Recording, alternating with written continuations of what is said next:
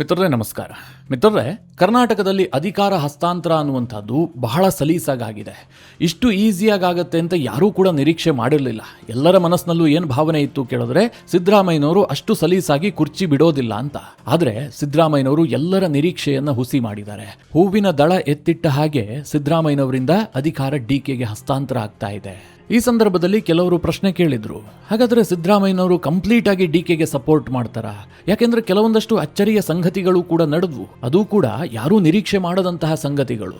ಸಿದ್ದರಾಮಯ್ಯನವರು breakfast meeting ಕರೆದ್ರಲ್ಲ, ಆ ಸಂದರ್ಭದಲ್ಲಿ ಮುಂದಿನ ಮುಖ್ಯಮಂತ್ರಿ ಡಿ.ಕೆ. ಶಿವಕುಮಾರ್ ಅಂತ ಘೋಷಣೆ ಮಾಡಿಬಿಟ್ರು. ಅದೇನು ಅವರ ಸ್ಕ್ರಿಪ್ಟ್ ನಲ್ಲಿ ಇರಲಿಲ್ಲ, ಹೈಕಮಾಂಡ್ ಕೂಡ ಅದನ್ನೇನು ಹೇಳಿರಲಿಲ್ಲ. ಇದು ಸ್ವಲ್ಪ ಬೆಂಬಲಿಗರಿಗೆ ಶಾಕ್ ಕೂಡ ಆಯಿತು. ಆದರೆ ಮಿತ್ರರೇ, ಅದಾದ ಬಳಿಕ ಕೆಲ ಮಾತುಗಳು ಕೇಳಿ ಬರ್ತಾ ಇದ್ದಾವೆ. ಅನಗತ್ಯವಾಗಿ ಗೊಂದಲ ಬೇಡ, ನಾನು ಅಧಿಕಾರ ಹಸ್ತಾಂತರ ಮಾಡುವಂತಹ ಸಂದರ್ಭದಲ್ಲಿ ಯಾವುದೇ ವೈರುಧ್ಯಗಳು ನಡೀಬಾರದು, ನನ್ನ ಹೆಸರಿಗೆ ಕಪ್ಪು ಚುಕ್ಕಿ ಇರಬಾರದು ಅನ್ನುವ ಕಾರಣಕ್ಕೋಸ್ಕರವಾಗಿ ಸಿದ್ದರಾಮಯ್ಯನವರು ಹಾಗೆ ಮಾಡಿದ್ರು ಅಂತ.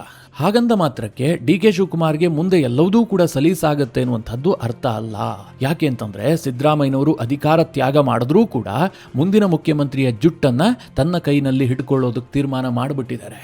ಸಿದ್ದರಾಮಯ್ಯ ರಾಜೀನಾಮೆ ಕೊಟ್ಟು ಬಂದು ಒಂದು ಪ್ರೆಸ್ ಮೀಟ್ ಮಾಡಿದ್ರಲ್ಲ, ಆಗ ಅವರು ಕೊಟ್ಟಂತಹ ಒಂದು ಸ್ಟೇಟ್ಮೆಂಟ್ ಸಹಜವಾಗಿ ಡಿ.ಕೆ. ಶಿವಕುಮಾರ್ಗೂ ಕೂಡ ಶಾಕ್ ಕೊಟ್ಟಿದೆ. ಅದೇನು ಹಾಗಾದ್ರೆ ಸಿದ್ದರಾಮಯ್ಯನವರ ಮುಂದಿನ ನಡೆ ಏನಾಗಿರುತ್ತೆ?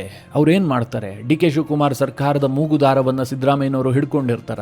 ಯಾವ ರೀತಿಯಾಗಿ ಹಿಡ್ಕೊಂಡಿರ್ತಾರೆ? ಇದು ರಾಜ್ಯ ರಾಜಕಾರಣದ ಮೇಲೆ ಏನ್ ಪರಿಣಾಮ ಬೀರುತ್ತೆ? ಡಿ.ಕೆ. ಫುಲ್ ಫ್ರೀಡಮ್ ಆಗಿ ಸರ್ಕಾರವನ್ನು ನಡೆಸೋದಕ್ಕೆ ಸಾಧ್ಯ ಆಗತ್ತಾ? ಬಹಳ ಇಂಟ್ರೆಸ್ಟಿಂಗ್ ಆದಂತಹ ಒಂದಷ್ಟು ಅಂಶಗಳಿದಾವೆ. ಅದನ್ನೆಲ್ಲ ಈ ವಿಡಿಯೋದಲ್ಲಿ ನಿಮಗೆ ವಿವರವಾಗಿ ವಿವರಿಸುವಂತಹ ಪ್ರಯತ್ನ ಮಾಡ್ತೀನಿ. ನೀವು ಈ ವಿಡಿಯೋನ ಕೊನೆವರೆಗೂ ಮಿಸ್ ಮಾಡದೆ ನೋಡಿ. ನಿನ್ನೆ ಸಿದ್ದರಾಮಯ್ಯನವರು ರಾಜೀನಾಮೆ ಕೊಟ್ಟ ಬಳಿಕ ಸೋಷಿಯಲ್ ಮೀಡಿಯಾದಲ್ಲಿ ಅವರ ಬೆಂಬಲಿಗರು ಏನಂತ ಕರೀತಾ ಇದ್ದಾರೆ ಅಂತಂದ್ರೆ, ಸಿದ್ದರಾಮಯ್ಯನವರನ್ನ ತ್ಯಾಗರಾಮಯ್ಯ ಅಂತ. ಮಿತ್ರರೇ, ನನಗೇನೂ ಹಾಗೆ ಅನ್ನಿಸ್ತಾ ಇಲ್ಲ. ಯಾಕೆ ಅಂತಂದ್ರೆ, ಸಿದ್ದರಾಮಯ್ಯನವರು ಮಾತು ಕೊಟ್ಟಿದ್ರು. ಈ ಹಿಂದೆ ಅಧಿಕಾರಕ್ಕೆ ಬರುವಂತಹ ಸಂದರ್ಭದಲ್ಲಿ ಡಿ.ಕೆ. ಶಿವಕುಮಾರ್ ಮತ್ತು ಸಿದ್ದರಾಮಯ್ಯನವರ ನಡುವೆ ಒಂದು ಒಡಂಬಡಿಕೆ ಆಗಿತ್ತು. ಅದಕ್ಕೆ ರಾಹುಲ್ ಗಾಂಧಿ, ಸೋನಿಯಾ ಗಾಂಧಿ, ಪ್ರಿಯಾಂಕಾ ವಾದ್ರಾ ಇವರೆಲ್ಲರೂ ಕೂಡ ಸಾಕ್ಷಿಯಾಗಿದ್ರು. ಹೀಗಾಗಿ ಕೊಟ್ಟ ಮಾತಿಗೆ ನಡೆದುಕೊಂಡಿದ್ದಾರೆ, ವಚನಬದ್ಧರಾಗಿದ್ದಾರೆ ಅಂತಂದ್ರೆ ತಪ್ಪಾಗ್ಲಿಕ್ಕಿಲ್ಲ. ಅದಕ್ಕೂ ಕೆಲವರು ಕೇಳೋರಿದ್ದಾರೆ, 6 ತಿಂಗಳು ಎಕ್ಸ್ಟ್ರಾ ಸಿಕ್ಕಿಲ್ವಾ ಅಂತ. ಮಿತ್ರರೇ, ಇಲ್ಲಿ ಹೈಕಮಾಂಡ್ ತಪ್ಪಿದೆಯೇ ಹೊರತು ಸಿದ್ದರಾಮಯ್ಯನವ್ರದ್ದೇನು ತಪ್ಪು ಕಾಣಿಸ್ತಾ ಇಲ್ಲ. ಡಿಸೆಂಬರ್ನಲ್ಲೇ ಸಿದ್ದರಾಮಯ್ಯನವ್ರನ್ನ ಕರೆದು ಬಿಟ್ಟು, ನೀವು ದೇವರಾಜ್ ಅರಸು ಅವರ ದಾಖಲೆಯನ್ನು ಜನವರಿಯಲ್ಲಿ ಮುರಿತೀರಿ, ಆನಂತರ ರಾಜೀನಾಮೆ ಕೊಟ್ಟು ಬಿಡಿ ಅಂತಂದ್ರೆ ಸಿದ್ದರಾಮಯ್ಯ ಕೊಡ್ತಿದ್ರೇನು? ಆದರೆ ಹೈಕಮಾಂಡ್ ಆ ಧೈರ್ಯವನ್ನ ಮಾಡಿಲ್ಲ. ಈಗ ಸಿದ್ದರಾಮಯ್ಯನವರು ಅಧಿಕಾರ ಹಸ್ತಾಂತರ ಮಾಡಿದ ರೀತಿಯನ್ನ ನೋಡಿದ್ರೆ ಅವತ್ತು ಕೂಡ ಆಗ್ತಿತ್ತೇನೋ. ಹೀಗಾಗಿ ಆ ತಪ್ಪನ್ನ ಸಿದ್ದರಾಮಯ್ಯನವರಿಗೆ ಹೋರಿಸೋದಕ್ಕೆ ಸಾಧ್ಯವೇ ಇಲ್ಲ. ಇದರ ನಡುವೆ ಉದ್ಭವಿಸುವಂತಹ ಇನ್ನೊಂದು ಪ್ರಶ್ನೆ ಏನು ಕೇಳಿದ್ರೆ, ಸಿದ್ದರಾಮಯ್ಯನವರು ಬಹಳ ಪವರ್ಫುಲ್ ಲೀಡರ್ ಆಗಿದ್ರು. ಅವರಿಗೆ ಶಾಸಕರ ಬಲ ಇತ್ತು, ಪಕ್ಷದಲ್ಲಿ ಕಂಟ್ರೋಲ್ ಇತ್ತು, ತನ್ನ ಬೆನ್ನ ಹಿಂದೆ ಒಂದು ಪ್ರಬಲವಾದಂತಹ ವೋಟ್ ಬ್ಯಾಂಕ್ ಇತ್ತು. ಇಷ್ಟಾದ್ರೂ ಕೂಡ ಯಾಕೆ ಅವರು ತ್ಯಾಗ ಮಾಡಿದ್ರು? ಕೇವಲ ಕೊಟ್ಟ ಮಾತಿಗೆ ನಡೆದುಕೊಳ್ಳೋದಕ್ಕೋಸ್ಕರವಾಗಿ ಮಾತ್ರ ಹೀಗೆ ಮಾಡಿದ್ರ ಕೇಳಿದ್ರೆ, ಅಲ್ಲೂ ಕೂಡ ಕೆಲವೊಂದಷ್ಟು ಟ್ವಿಸ್ಟ್ಗಳಿದಾವೆ. ಬಹಳ ಸಿಂಪಲ್ ಆಗಿ ಯೋಚನೆ ಮಾಡಿ, ಒಬ್ಬ ನಾಯಕನಿಗೆ ಅಧಿಕಾರ ಕೊಡುವಂತಹ ಸಂದರ್ಭದಲ್ಲಿ ನೀನು ಕೇವಲ 2 ವರ್ಷ ಮುಖ್ಯಮಂತ್ರಿ ಆಗಿರ್ತೀಯಾ ಹಾಗಂತ ಹೇಳಿ ಅಧಿಕಾರ ಕೊಟ್ಟಿದ್ದೆ ಆದ್ರೆ ಆತ ಉತ್ತಮವಾದಂತಹ ಆಡಳಿತವನ್ನ ಕೊಡೋದೇ ಇಲ್ಲ. ನಾನಿದನ್ನ ಸುಮ್ಮನೆ ಹೇಳ್ತಾ ಇಲ್ಲ, ಸಿದ್ದರಾಮಯ್ಯನವರ ಆಪ್ತರೇ ಈ ಮಾತನ್ನ ಹೇಳ್ತಾರೆ. 2013ರಿಂದ 2018ರವರೆಗೆ ಇದ್ದಂತಹ ಸಿದ್ದರಾಮಯ್ಯನೇ ಬೇರೆ, 2023ರಿಂದ 26ರವರೆಗೆ ಇದ್ದಂತಹ ಸಿದ್ದರಾಮಯ್ಯನವರೇ ಬೇರೆ. ಆಗ ತುಂಬಾ ಖಡಕ್ ಆಗಿದ್ರು. ಇಡೀ ಆಡಳಿತ ಸೂತ್ರವನ್ನ ತನ್ನ ಕೈನಲ್ಲೇ ಹಿಡಿದುಕೊಂಡಿದ್ರು. ಎಲ್ಲೂ ಆ ಕಡೆ ಈ ಕಡೆ ಆಗದಂತೆ ನೋಡ್ಕೊಳ್ತಾ ಇದ್ರು. ಅಂದ್ರೆ ತನ್ನ ಸಿದ್ಧಾಂತ ಏನಿತ್ತೋ ಅದೇ ಪ್ರಕಾರವಾಗಿ ಆಡಳಿತವನ್ನ ನಡೆಸೋದಕ್ಕೆ ಯತ್ನ ಮಾಡಿದ್ದಾರೆ. ಆದ್ರೆ 2023ರಲ್ಲಿ ಸಿದ್ದರಾಮಯ್ಯನವರು ಹಾಗಿರಲೇ ಇಲ್ಲ. ಮೊದಲನೇದಾಗಿ ತನ್ನ ಮಗನನ್ನ ವಿಪರೀತ ಹತ್ರ ಕರ್ಕೊಂಡ್ರು. ಸಿದ್ದರಾಮಯ್ಯನವರು ಮೊದಲನೇ ಬಾರಿಗೆ ಮುಖ್ಯಮಂತ್ರಿ ಆದಂತಹ ಸಂದರ್ಭದಲ್ಲಿ ಹಿರಿಯ ಮಗ ರಾಕೇಶ್ ಜೀವಂತವಾಗಿದ್ರು. ಆದ್ರೆ ಅವರು ಕೇವಲ ಕ್ಷೇತ್ರಕ್ಕೆ ಸೀಮಿತವಾಗಿದ್ರು. ವರುಣಾ ಬಿಟ್ಟು ರಾಜ್ಯ ರಾಜಕಾರಣಕ್ಕೆ ಅವರು ಗಮನ ಹರಿಸಿರಲಿಲ್ಲ. ಆದ್ರೆ ಈ ಬಾರಿ ಯತೀಂದ್ರ ಸಿದ್ದರಾಮಯ್ಯ ಕೇವಲ ಕ್ಷೇತ್ರಕ್ಕೆ ಸೀಮಿತ ಆಗಿರಲಿಲ್ಲ. ಸಿದ್ದರಾಮಯ್ಯನವರ ಆಡಳಿತದಲ್ಲಿ ಸ್ವಲ್ಪ ಜಾಸ್ತಿಯಾಗಿ ಹಸ್ತಕ್ಷೇಪ ಇತ್ತು. ಸಿದ್ದರಾಮಯ್ಯನವರಿಗೂ ಕೂಡ ಪುತ್ರ ವ್ಯಾಮೋಹ ಆವರಿಸಿತ್ತು. ಇದು ಸಿದ್ದರಾಮಯ್ಯನವರನ್ನ ಬೆಂಬಲಿಸುವಂತಹ ಅತ್ಯಂತ ಆಪ್ತ ಮಂತ್ರಿಗಳು ಮತ್ತು ಶಾಸಕರಿದ್ರಲ್ಲ, ಅವರಿಗೂ ಕೂಡ ಈ ವಿಚಾರಗಳು ಅಷ್ಟಾಗಿ ಹಿಡಿಸ್ತಾ ಇರಲಿಲ್ಲ. ಹೀಗಾಗಿ ಮಿತ್ರರೇ, ಸಿದ್ದರಾಮಯ್ಯನವರಿಗೆ ಹೊರಗಡೆ ಕಾಣ್ತಾ ಇತ್ತಲ್ಲ ಬೆಂಬಲ, ಅಷ್ಟು ಸರ್ಕಾರದ ಒಳಗೆ ಇರಲಿಲ್ಲ. ಇದು ವಾಸ್ತವ ಸತ್ಯ. ಬೇರೆ ಟೈಮ್ನಲ್ಲಿ ನಾನು ಇದನ್ನ ಹೇಳಿದ್ರೆ ನೀವು ನಂಬ್ತಾ ಇರಲಿಲ್ವೇನೋ, ಮುಂದೆ ನಿಮಗೆ ಇದು ತುಂಬಾ ಚೆನ್ನಾಗಿ ಗೊತ್ತಾಗುತ್ತೆ. ಕೆಲವರೆಲ್ಲ ಸಿದ್ದರಾಮಯ್ಯನವರ ಮನೆಗೆ ದಿನ ಓಡಾಡ್ತಾ ಇದ್ರಲ್ಲ, ಅವರೆಲ್ಲರೂ ಕೂಡ ಸಿದ್ದರಾಮಯ್ಯ ಬದಲಾಗಲೇಬಾರದು ಅನ್ನುವಂತಹ ಮನಸ್ಥಿತಿಯಲ್ಲಿ ಇರಲಿಲ್ಲ. ಆಗೋದಾದ್ರೆ ಬದಲಾವಣೆ ಆಗ್ಲಿ, ನಾವು ಸಿದ್ದರಾಮಯ್ಯನ ಜೊತೆಗಿದ್ದೀವಿ ಅನ್ನುವಂಥ ಸಂದೇಶ ಮಾತ್ರ ಕ್ಷೇತ್ರಕ್ಕೆ ಹೋಗಬೇಕು, ಅಷ್ಟನ್ನ ಮಾತ್ರ ಬಯಸಿದ್ರು. ಯಾಕೆ ಅಂತಂದ್ರೆ ಅವ್ರು ಯಾರಿಗೂ ಕೂಡ ಸಿದ್ದರಾಮಯ್ಯನ ಮೇಲೆ ಇರುವಂತಹ ಪ್ರೀತಿಯಿಂದ ಅಲ್ಲ, ಸಿದ್ದರಾಮಯ್ಯನ ಹಿಂದೆ ಇರುವಂತಹ ವೋಟ್ ಬ್ಯಾಂಕ್ನ ಕಾರಣದಿಂದಾಗಿ.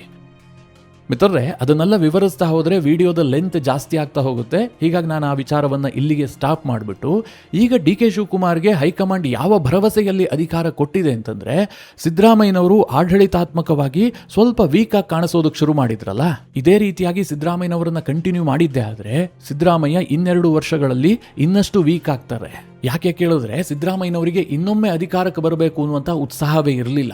ಇಂತಹ ಸಂದರ್ಭದಲ್ಲಿ ಡಿ ಕೆ ಶಿವಕುಮಾರ್ ಅಧಿಕಾರಕ್ಕೆ ಬಂದಿದ್ದೆ ಆದ್ರೆ ಡಿ ಕೆಗೆ ಕನಸಿದೆ, 2028ಕ್ಕೂ ಅಧಿಕಾರಕ್ಕೆ ಬರಬೇಕು, ನಾನು ಇನ್ನೊಮ್ಮೆ ಮುಖ್ಯಮಂತ್ರಿ ಆಗಬೇಕು ಅಂತ. ಆ ಉತ್ಸಾಹದಲ್ಲಿ ಅವರು ಕೆಲಸ ಮಾಡ್ತಾರೆ. ಸರ್ಕಾರಕ್ಕೆ ಒಂದು ವೇಗ ಕೊಡುವ ಕೆಲಸವೂ ಕೂಡ ಆಗುತ್ತೆ ಅಂತ ಕೇಂದ್ರದ ಹೈಕಮಾಂಡ್ ನಿರೀಕ್ಷೆ ಇಟ್ಕೊಂಡು ಡಿ ಕೆ ಶಿಗೆ ಪಟ್ಟ ಕಟ್ಟಿದೆ.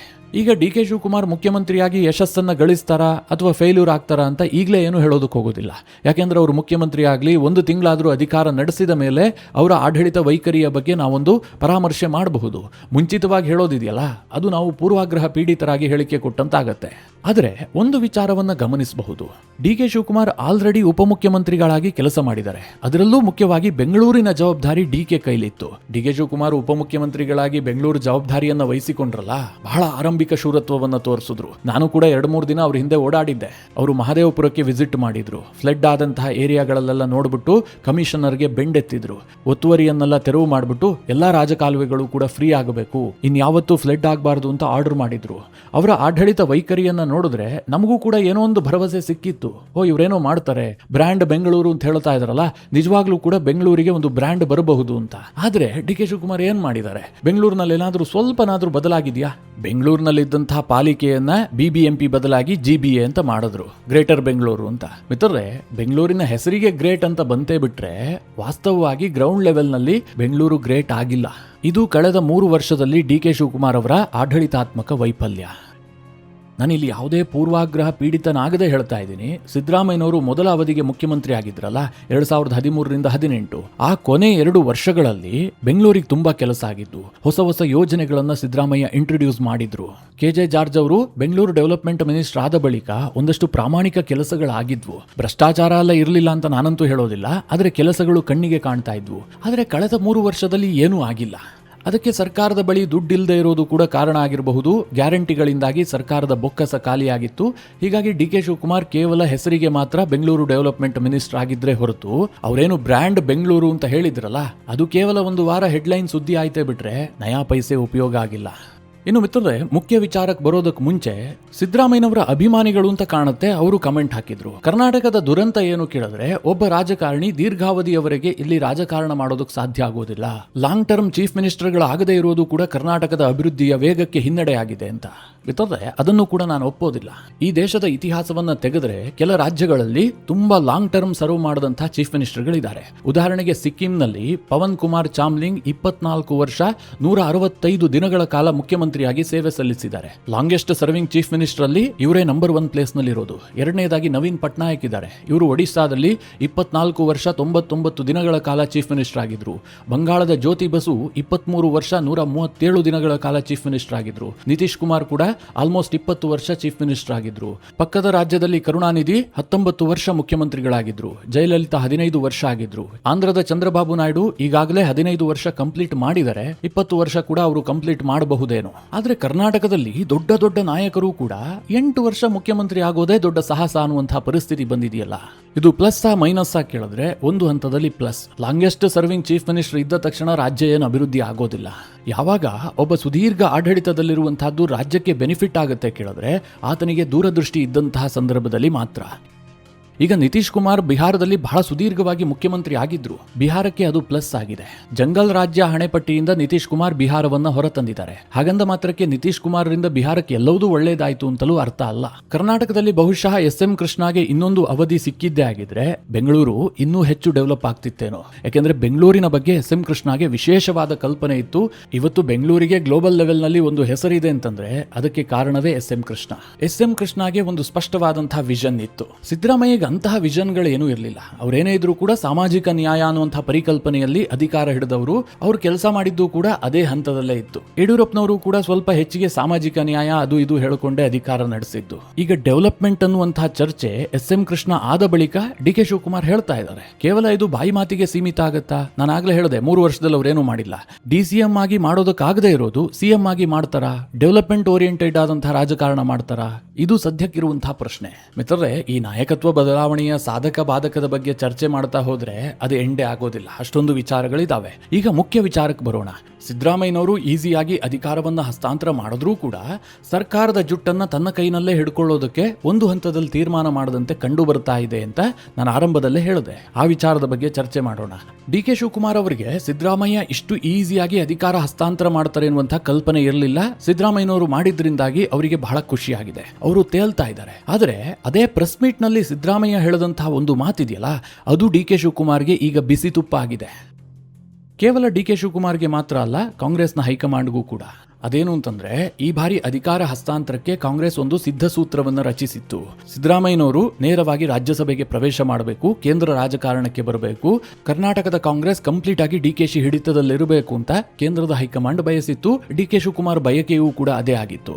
ಆದರೆ ಸಿದ್ದರಾಮಯ್ಯನವರು ಅಧಿಕಾರ ಹಸ್ತಾಂತರಕ್ಕೆ ಒಪ್ಕೊಂಡ್ರು, ಆದರೆ ರಾಜ್ಯಸಭೆಗೆ ಪ್ರವೇಶ ಮಾಡೋದಿಲ್ಲ, ನಾನಿನ್ನೂ ಕೂಡ 2 ವರ್ಷಗಳ ಕಾಲ MLA ಆಗಿ ಮುಂದುವರಿತೀನಿ ಅಂತ ಸಿದ್ದರಾಮಯ್ಯನವರು ಸ್ಪಷ್ಟವಾಗಿ ಹೇಳಿದ್ದಾರೆ. ಅಂದ್ರೆ ವಿಧಾನಸಭೆ ಅಧಿವೇಶನ ನಡೀತಾ ಇರುವಂತಹ ಸಂದರ್ಭದಲ್ಲಿ ಆಡಳಿತ ಪಕ್ಷದ ಕೊನೆಯ 2ನೇ ಸೀಟ್ನಲ್ಲಿ ಸಿದ್ದರಾಮಯ್ಯನವರು ಕೂತ್ಕೊಳ್ತಾರೆ. ಇದು ಡಿ.ಕೆ. ಶಿವಕುಮಾರ್ಗೆ ದೊಡ್ಡ ಚಾಲೆಂಜ್. ಈ ಹಿಂದೆ ಕುಮಾರಸ್ವಾಮಿ ಇದೇ ಪರಿಸ್ಥಿತಿಯನ್ನು ಎದುರಿಸಿದ್ರು. 2018ರಲ್ಲಿ ಒಂದು ಸಮ್ಮಿಶ್ರ ಸರ್ಕಾರ ಆಗತ್ತಲ್ಲ, ಸಿದ್ದರಾಮಯ್ಯನವರು ಕೂಡ ಅದೇ ಸೀಟ್ನಲ್ಲಿ ಕೂತ್ಕೊಂಡಿದ್ರು, ಇಡೀ ಆಡಳಿತವನ್ನ ತನ್ನ ಕೈನಲ್ಲೇ ಆಡಿಸ್ತಾ ಇದ್ರು. ಅನಂತರ ಅವರಿಗೆ ಬೇಡ ಅನಿಸಿದಾಗ ಶಾಂತಿವನಕ್ಕೆ ಹೋಗಿ ಒಂದು ಸ್ಟೇಟ್ಮೆಂಟ್ ಕೊಟ್ಟರು, ಇಡೀ ಸರ್ಕಾರವೇ ಕೊಲ್ಯಾಪ್ಸ್ ಆಗಿ ಹೋಯಿತು. ಈಗಲೂ ಸಹ ಸಿದ್ದರಾಮಯ್ಯನವರು ಈ ತಕ್ಷಣಕ್ಕೆ ಡಿ.ಕೆ.ಶಿಗೆ ತೊಂದರೆ ಮಾಡೋದಕ್ಕೆ ಬಯಸ್ತಾ ಇಲ್ಲ. ಆದರೆ ಮುಂದೆ 2 ವರ್ಷಗಳ ಕಾಲ ಹೀಗೆ ಇರುತ್ತೆ, ಇಷ್ಟೇ ಸುಗಮವಾಗಿ ಸರ್ಕಾರ ನಡೆದುಕೊಂಡು ಹೋಗುತ್ತೆ, ಡಿ.ಕೆ.ಶಿಗೆ ಎಲ್ಲ ಹಂತದಲ್ಲೂ ಸಿದ್ದರಾಮಯ್ಯನವರ ಬೆಂಬಲ ಸಿಗುತ್ತೆ ಅಂತ ಊಹಿಸೋದಕ್ಕೆ ಸಾಧ್ಯ ಇಲ್ಲ. ಸಿದ್ದರಾಮಯ್ಯನವರ ಸ್ವಭಾವವೇ ಅದಲ್ಲ. ಅಧಿಕಾರದಲ್ಲಿ ಇಲ್ಲದೆ ಇರುವಂತಹ ಸಿದ್ದರಾಮಯ್ಯನವರನ್ನ ಅಧಿಕಾರದಲ್ಲಿರುವಂತಹ ಡಿ.ಕೆ. ಶಿವಕುಮಾರ್ ಸಂಭಾಳಿಸುವಂತಹದ್ದು ಸ್ವಲ್ಪ ಕಷ್ಟ ಆಗಬಹುದು. ಸಿದ್ದರಾಮಯ್ಯ ಪರೋಕ್ಷವಾಗಿ ಸರ್ಕಾರವನ್ನ ಟೀಕಿಸೋದಕ್ಕೆ ಶುರು ಮಾಡಿದ್ರೂ ಸಾಕು, ಡಿ.ಕೆ. ಶಿವಕುಮಾರ್ಗೆ ಭಾರಿ ಒತ್ತಡ ಕ್ರಿಯೇಟ್ ಆಗುತ್ತೆ. ನೆಕ್ಸ್ಟ್ ಎಲೆಕ್ಷನ್ ನಲ್ಲೂ ಕೂಡ ಬಹಳ ದೊಡ್ಡ ಡ್ಯಾಮೇಜ್ ಅನ್ನ ಮಾಡುತ್ತೆ. ವಿತೌಟ್ ಸಿದ್ದರಾಮಯ್ಯ ಡಿ.ಕೆ. ಶಿವಕುಮಾರ್ ಇಡೀ ರಾಜ್ಯಾದ್ಯಂತ ಸೀಟು ಗಳಿಸುವಂತಹ ಸಾಮರ್ಥ್ಯವನ್ನ ಈವರೆಗೆ ಹೊಂದಿಲ್ಲ. ಡಿ.ಕೆ. ಶಿವಕುಮಾರ್ ಅವರಿಗೆ ಬೆಳಗಾವಿ ಪ್ರಾಂತ್ಯದಲ್ಲಿ ಬಹಳಷ್ಟು ವಿರೋಧ ಇದೆ. ಅಲ್ಲಿನ ರಾಜಕಾರಣಿಗಳು ಡಿ.ಕೆ.ಶಿಯನ್ನ ಒಪ್ಕೊಳ್ಳೋದಿಲ್ಲ, ಯಾರೋ ಒಂದಿಬ್ರು ಒಪ್ಕೊಳ್ಳಬಹುದಷ್ಟೇ. ಹಾಗೆ ಕಲ್ಯಾಣ ಕರ್ನಾಟಕ ಭಾಗದಲ್ಲೂ ಕೂಡ ಡಿ.ಕೆ. ಶಿವಕುಮಾರ್ಗೆ ಪ್ರಖ್ಯಾತಿ ಇಲ್ಲ. ಹಳೆ ಮೈಸೂರು ಭಾಗದಲ್ಲಿ ಡಿ.ಕೆ. ಶಿವಕುಮಾರ್ ನಾಯಕ, ಆದ್ರೆ ಅವರಿಗೆ ಚೆಕ್ ಮೀಟ್ ಕೊಡೋದಕ್ಕೆ ಕುಮಾರಸ್ವಾಮಿ ಇದ್ದಾರೆ. ಕುಮಾರಸ್ವಾಮಿ ಬಿಜೆಪಿ ಜೊತೆಗಿರೋದ್ರಿಂದಾಗಿ ಅವರಿಗೆ ಸ್ಟ್ರೆಂತ್ ಕೂಡ ಇದೆ. ಹೀಗಾಗಿ ಸಿದ್ದರಾಮಯ್ಯನವರ ಅವಶ್ಯಕತೆಯೂ ಕೂಡ ಡಿ.ಕೆ. ಶಿವಕುಮಾರ್ಗೆ ತುಂಬಾ ಜಾಸ್ತಿನೇ ಇದೆ. ಇಂತಹ ಪರಿಸ್ಥಿತಿಯಲ್ಲಿ ಡಿ.ಕೆ. ಶಿವಕುಮಾರ್ ಜೊತೆಗೆ ಸಿದ್ದರಾಮಯ್ಯನವರು ಯಾವ ರೀತಿಯಾಗಿ ನಿಂತುಕೊಳ್ತಾರೆ? ಇದು ಸದ್ಯಕ್ಕೆ $1 ಮಿಲಿಯನ್ ಪ್ರಶ್ನೆ. ಇದಕ್ಕೆ ಕಾಲವೇ ಉತ್ತರ ಕೊಡಬೇಕು. ಮಿತ್ರರೇ, ಈ ಎಲ್ಲ ವಿಚಾರಗಳ ಕುರಿತಾಗಿ ನೀವೇನ್ ಹೇಳ್ತೀರಿ? ನಿಮ್ಮ ಅನಿಸಿಕೆ ಅಭಿಪ್ರಾಯವನ್ನ ಕಮೆಂಟ್ ಮಾಡುವ ಮೂಲಕ ನಮಗೆ ತಿಳಿಸಿ. ಹಾಗೆ ನಿಮಗೆ ಈ ವಿಡಿಯೋ ಇಷ್ಟವಾದರೆ ಲೈಕ್ ಮಾಡಿ. ಜೊತೆಗೆ ನೀವಿನ್ನೂ ನಿಮ್ಮ ನೆಚ್ಚಿನ ಸಂಸ್ಕಾರ ಸೌರಭ ಯೂಟ್ಯೂಬ್ ಚಾನಲ್ನ ಸಬ್ಸ್ಕ್ರೈಬ್ ಮಾಡಿಲ್ಲ ಅಂತಾದ್ರೆ ಈ ಕೂಡಲೇ ಸಬ್ಸ್ಕ್ರೈಬ್ ಮಾಡಿ. ಮುಂದಿನ ಎಲ್ಲ ಅಪ್ಡೇಟ್ಗಳ ನೋಟಿಫಿಕೇಶನ್ಗಾಗಿ ಬೆಲ್ ಐಕಾನ್ ಒತ್ತಿ.